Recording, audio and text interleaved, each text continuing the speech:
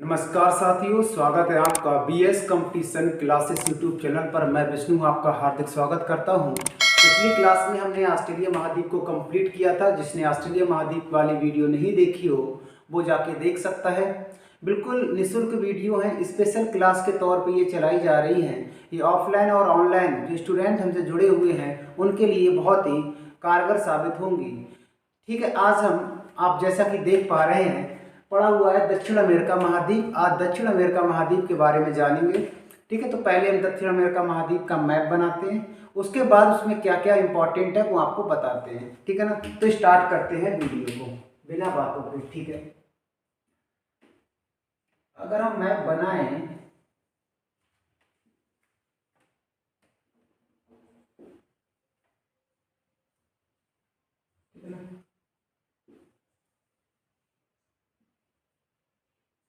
पतला सा थोड़ा बनता है यहाँ पे, इस प्रकार से आएगा।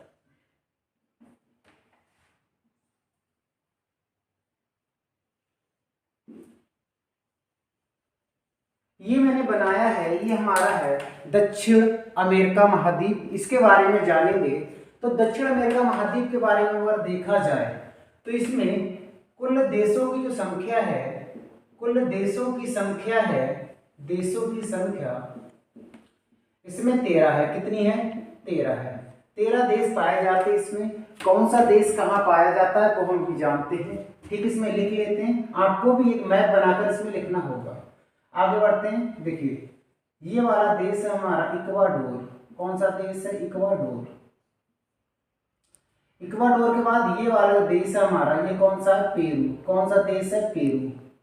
पेरू के बाद ये वाला जो पतला सा देश आ रहा है इसका नाम है चिली। क्या नाम है इसका? चिली। क्या नाम है? चिली। चिली के बाद ये वाला जो देश है ये है बोलीविया। कौन सा देश है? बोलीविया। बोलीविया। बोलीविया के बाद ये वाला जो देश है हमारा, आप देख पा रहे होंगे ये वाला, ये हमारा अर्जेंटीना। कौन सा है? अर्जेंटीना। अर्जेंटीना। इसकी राजधानी है ब्यूनस आयर्स। अर्जेंटीना।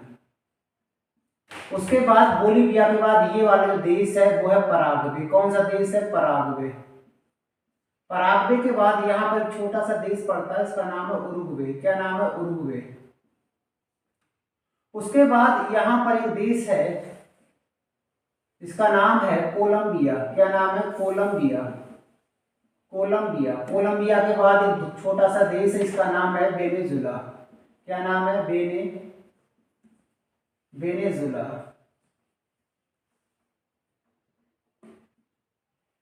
वेनेजुला।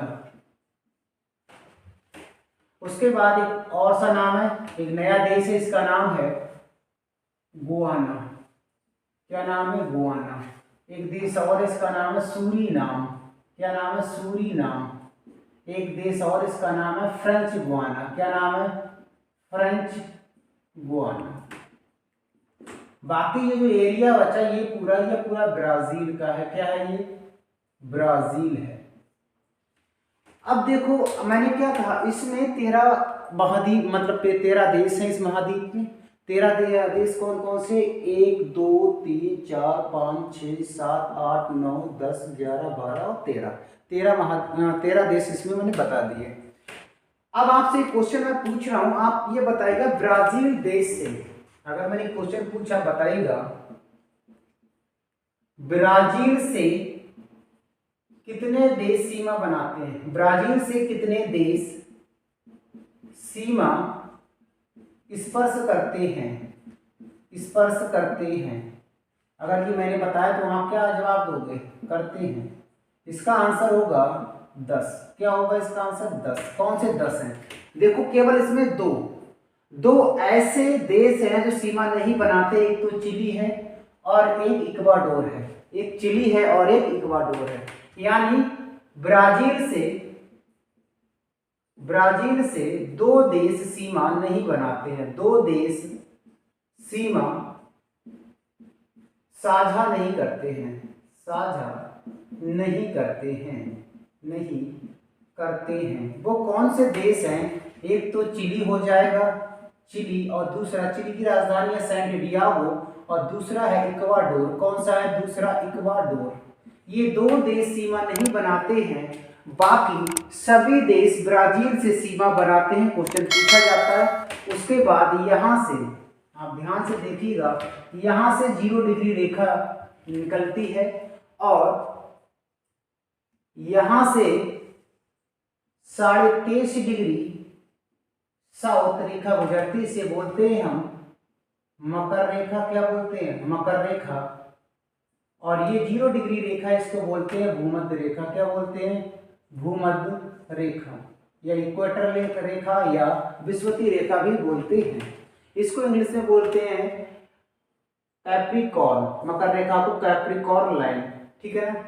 अब आपसे क्वेश्चन पूछा जाता है, आप बताइएगा, 2 पॉइंट ये हो गए कि दक्षिण अमेरिका महाद्वीप के कितने देशों से कर्क रेखा होकर गुजरती है? कर्क रेखा होकर गुजरती है। अगर ये क्वेश्चन पूछा जाएगा तो हमारा आंसर क्या होगा? देखिएगा, नंबर 1 है इक्वाडोर। एक क्या है? इक्वाडोर से गुजरती है। दूसरा क्या है? कोलंबिया। और तीसरा क्या है हमारा? ब्राजील। कौन सा है? ब्राजील। यहीं पर नेक्स्ट अगर क्वेश्चन पूछ लिया जाए, दक्षिण अमेरिका महाद्वीप के कितने देशों से मकर रेखा होकर गुजरती है? मकर रेखा होकर गुजरती है, तो आप याद रखना 4 देश हो जाएंगे। कितने देश हो जाएंगे? 4 देश हो जाएंगे। यहाँ पर 3 देश हैं। ओके, वो 4 देश कौन कौन से हैं? तो इसको देखते हैं। 4, एक तो हमारा चिली हो जाएगा। कौन सा हो जाएगा? चिली, जिसकी राजधानी सेंट डियागो। दूसरा है हमारा पराग्वे। और तीसरा है हमारा अर्जेंटीना। और चौथा है ब्राजील। चौथा क्या है हमारा? ब्राजील। उसके बाद अगर नेक्स्ट क्वेश्चन पूछा जाएगा कि मतलब बोल सकते हैं इसमें हम कि दक्षिण अमेरिका महाद्वीप के सभी देश उष्ण कटिबंध के अंतर्गत आते हैं। उष्ण कटिबंध के अंतर्गत आते हैं सिर्फ एक देश को छोड़कर।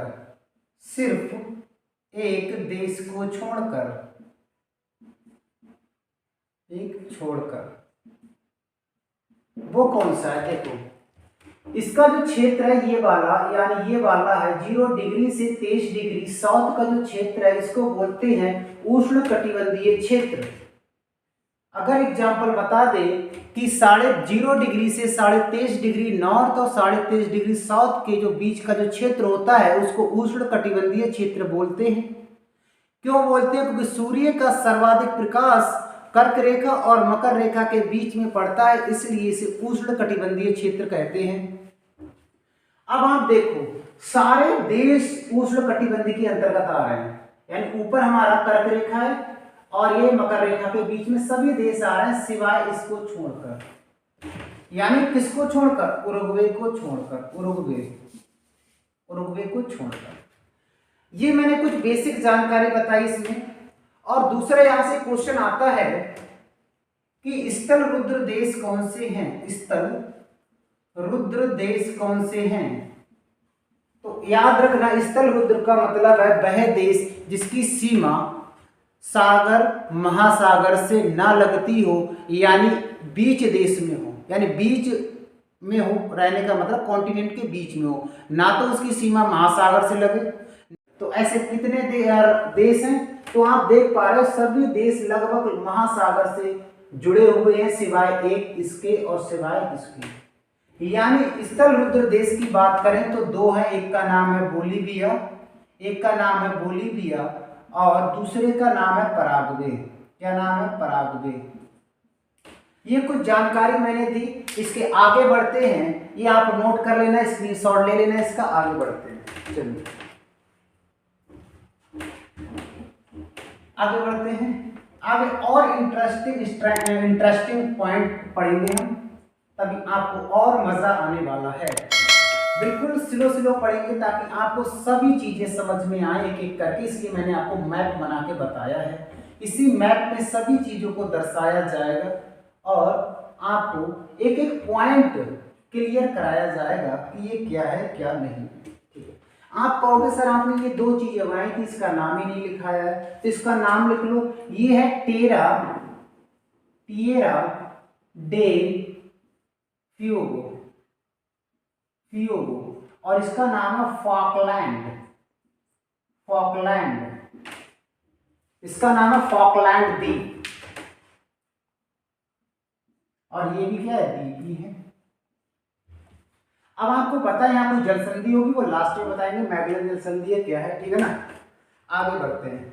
देखो तो कुछ बेसिक पॉइंट हमने जाने, फिर हम क्या करेंगे, अब ये देखेंगे कि दक्षिण अमेरिका महाद्वीप में पर्वत कौन कौन से हैं, कौन कौन से पर्वत हैं। तो हेडिंग डालेगा पर्वत, क्या हेडिंग डालोगे, पर्वत हेडिंग डालो।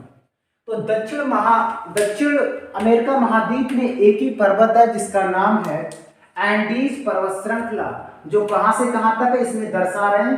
ठीक है, इसमें हम क्या कर रहे हैं उसको दर्शाएंगे, आप देखो से ध्यान से, बिल्कुल रोल बना देंगे पतला सा, इसमें ही अंतर्गत देखना जो रोल बनाया जा रहा है, ध्यान से देखते रहिएगा। जो रोल बन रहा है यही एंडीज पर्वत श्रृंखला है, ये दुनिया की सबसे लंबी पर्वत श्रृंखला है। ये जो रोल बनाया है यही क्या है हमारा, एंडीज पर्वत श्रृंखला है, पर्वत श्रृंखला है। ये श्रृंखला के बारे में कुछ पॉइंट लिखते हैं। पहला पॉइंट, विश्व की सबसे लंबी पर्वत श्रृंखला है, सबसे लंबी पर्वत श्रृंखला है। दूसरा पॉइंट लिखते हैं, एंडीज पर्वत विश्व की दूसरी पर्वत श्रृंखला है। नेक्स्ट पॉइंट है, इसका विस्तार कहां से कहां तक है। विस्तार की अगर हम बात करें तो इसका विस्तार हो जाएगा पेरू से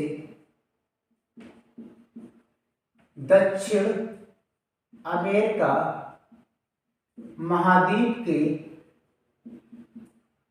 दक्षिणी पॉइंट या दक्षिणी बिंदु केप हॉर्न तक, यानी यहां पर केप हॉर्न है, केप हॉर्न है।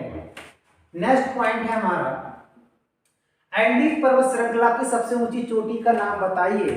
तो एंडीज पर्वत श्रृंखला की सबसे ऊंची चोटी का नाम है, यहां पर पड़ती है, जिसका नाम है एकांकगुआ। एकांकगुआ, क्या नाम है, एकांकगुआ। तो बात करते हैं इसकी सबसे ऊंची चोटी, इसकी सबसे ऊंची चोटी कौन सी है, आप याद रखना, एकांकगुआ। एकांकगुआ, इसका विस्तार कहां पर है, एकांकगुआ स्थित कहां है, तो याद रखना चिली प्लस अर्जेंटीना में है। कहां, चिली प्लस अर्जेंटीना में है। उसके बाद अगर इसका नेक्स्ट पॉइंट अगर हम याद करें तो चिली और अर्जेंटीना में है।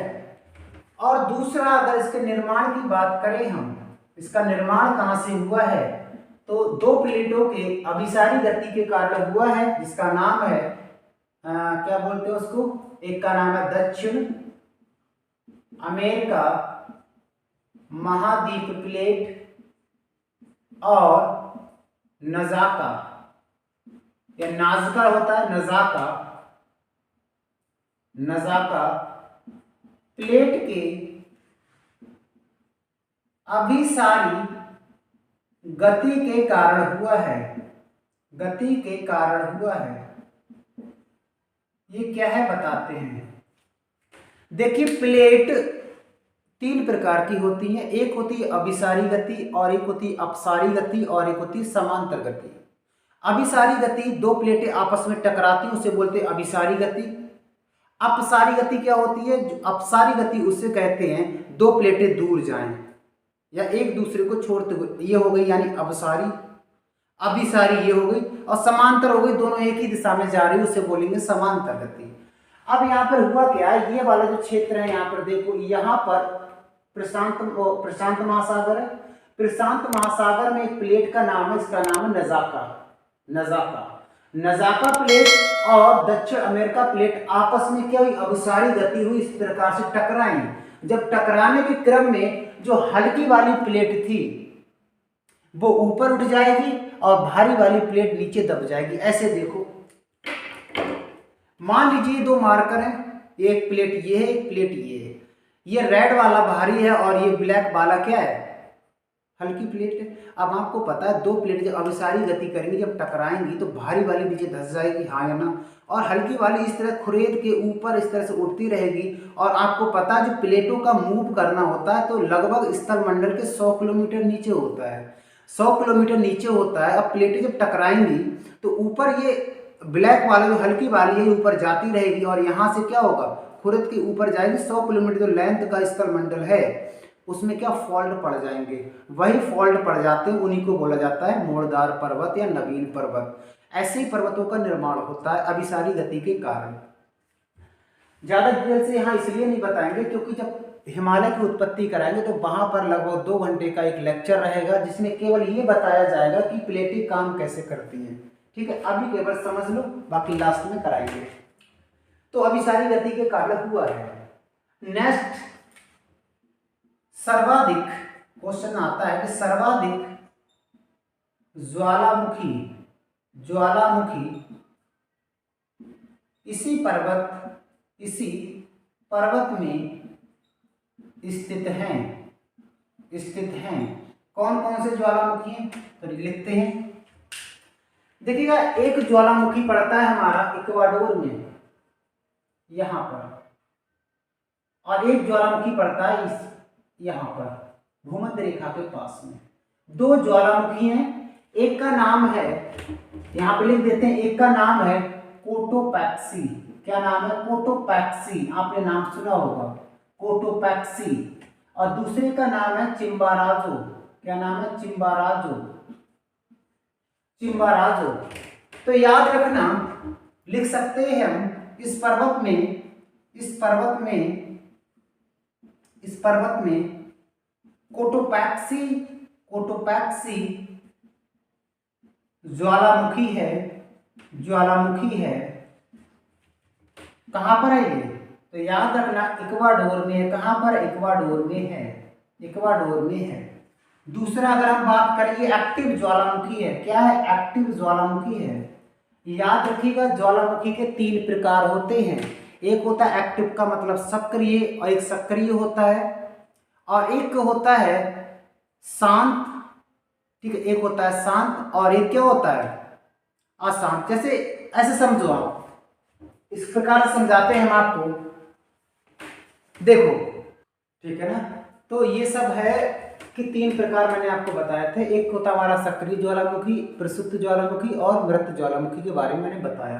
तो ये एक्टिव ज्वालामुखी, यहाँ से हमेशा लावा निकलता रहता है। क्या है, हमेशा लावा निकलता रहता है, इसे बोलेंगे सक्रिय ज्वालामुखी। एक होता है प्रसुप्त ज्वालामुखी, ऐसा ज्वालामुखी जहाँ चांस है ज्वालामुखी फटने का, यानी कभी भी यहाँ से ज्वालामुखी निकलेगा, लावा निकल सकता है। और एक होता है मृत ज्वालामुखी या शांत ज्वालामुखी, जहाँ से कभी भी लावा नहीं निकल सकता। इस चीज को आप ध्यान रखिएगा, ठीक है ना। आगे बढ़ते हैं, तो कोटोपैक्सी ज्वालामुखी के बारे में मैंने बताया। और एक ज्वालामुखी और पड़ता है अर्जेंटीना, यहाँ पर चिली और अर्जेंटीना में, जिसका नाम है ओजस डेल सलाडो। नाम सुना होगा, ओजस डेल सलाडो। ये विश्व का सबसे ऊंचा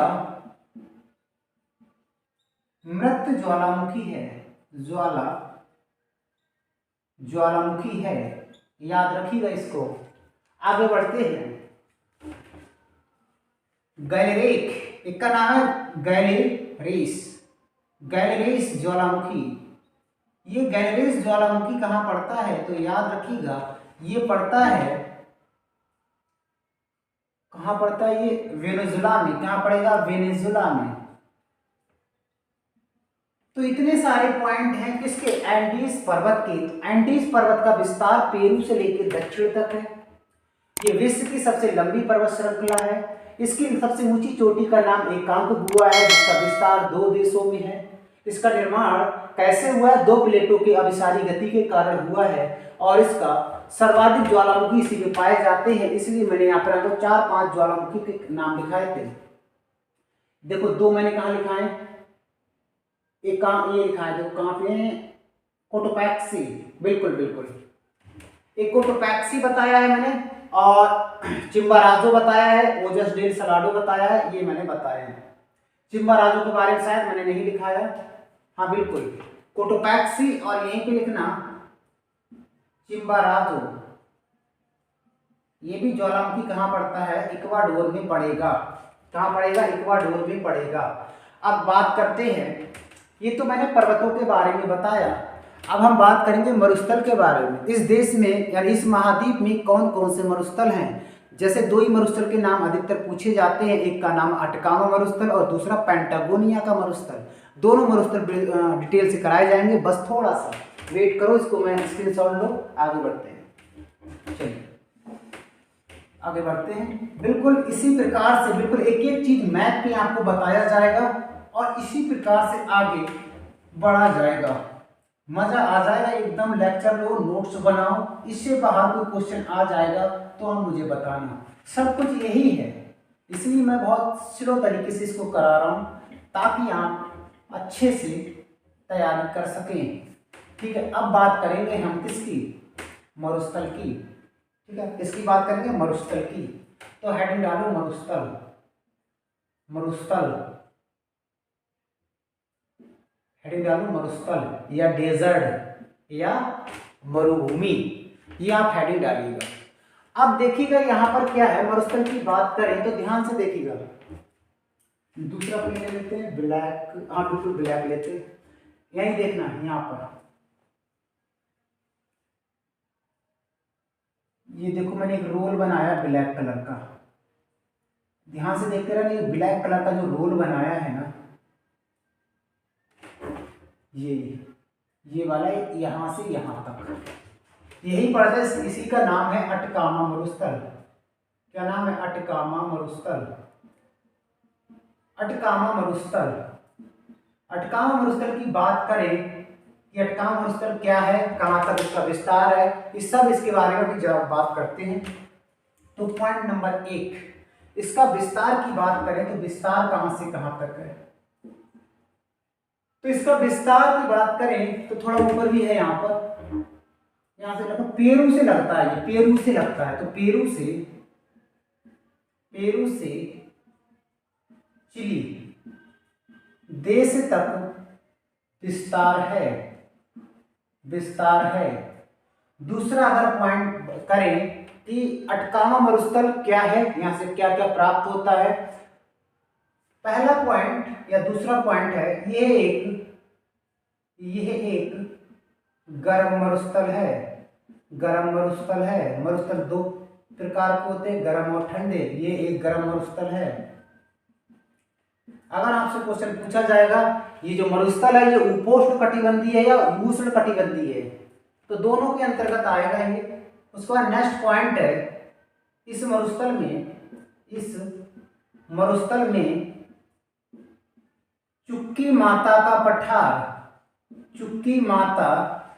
का पठार स्थित है। और याद रखना यही चुक्की माता के पठार से विश्व स्तर पर तांबा और नाइट्रेट का उत्पादन होता है। अब आपको ऑप्शन में चुक्की माता का पठार नहीं देगा, ऑप्शन में देगा पेरू। कि दुनिया में सबसे ज्यादा तांबा कहां से मिलता है, तो याद रखना पेरू से। दुनिया में सबसे ज्यादा नाइट्रेट कहां से मिलता है, तो याद रखना पेरू से। और क्या इंपॉर्टेंट है, विश्व में सबसे ज्यादा यहीं से मिलता है। और यहां पर और बोल सकते हैं इसमें इसमें क्या मतलब अटकामा मरुस्थल की बात कर रहे हैं। इसमें अरिका नामक स्थान पाया जाता है जो विश्व का, याद रखना, विश्व का सर्वाधिक शुष्क स्थान है। सर्वाधिक शुष्क स्थान है। बताते हैं क्या स्थान है? शुष्क स्थान है, सर्वाधिक शुष्क स्थान है। कहने का मतलब यहाँ पर 10 वर्षों में अगर 10 सेंटीमीटर बारिश हो जाती तब भी बहुत बड़ी बात है। यहाँ बारिश होती ही नहीं है, इसलिए इसे अरिका नामक जो स्थान है इसको भूत की नगरी या प्रेत की नगरी भी कहते हैं। जहां बारिश होगी नहीं तो वहां जीव जंतु क्या, मनुष्य क्या, कोई भी नहीं रहेगा। दूसरा तो पेरू की तो ठंडी जलधारा से होवाल्ट के नाम से जानते हैं। एक तो वो जलधारा और दूसरा कारण है शुष्क होने का व्यापारिक पवने। यहां से मैंने आपको बताया था, ऑस्ट्रेलिया जब पढ़ा रहा था तब मैंने आपको बताया था कि मरुस्थल बनते कैसे हैं। उस वीडियो के जाके देखना, तब आपको पता लग जाएगा ये मरुस्थल बना कैसे। ठीक है, आगे बढ़ते हैं। तो एक तो यहाँ पर जलधारा पाई जाती है इस प्रकार से, पेरू जलधारा पाई जाती है और इसी को बोलते हैं होवाल्ट जलधारा। लिख लेना, ठीक है ना, लिख लेना, ठीक है ना। आगे बढ़ते हैं, ठीक है ना। अब मैंने आपको बताया मरुस्थल के बारे में, पर्वत के बारे में। पर्वत में कौन कौन से ज्वालामुखी हैं उनके बारे में बताया था। बिल्कुल मैपिंग के अनुसार हम इसको सीखेंगे। आज मैंने आपको पर्वत और मरुस्थल बताए थे और इसकी लोकेशन वगैरह बताई थी कि कर्क रेखा से मकर रेखा से क्या क्या है। फिर आगे नेक्स्ट वीडियो में हम आपको बताएंगे कि पंपास घास का मैदान कहाँ पर पाया जाता है, लाओस, नदियों के बारे में, अमेजन नदी क्या है, और यहाँ की मराकाई वो जो झील है उसके बारे में बताएंगे। यानी अभी आधा पार्ट हुआ है, आधा पार्ट नेक्स्ट वीडियो में। वीडियो लंबी खिंच जाएगी, इसलिए आज के लिए इतना ही। बाकी कल वीडियो अगर हेल्पफुल लगे तो लाइक, और वीडियो अच्छी है तो शेयर, और चैनल को सब्सक्राइब जरूर कीजिएगा। आज के लिए इतना ही, मिलते हैं नेक्स्ट वीडियो में, बने रहिए। जय हिंद, जय भारत।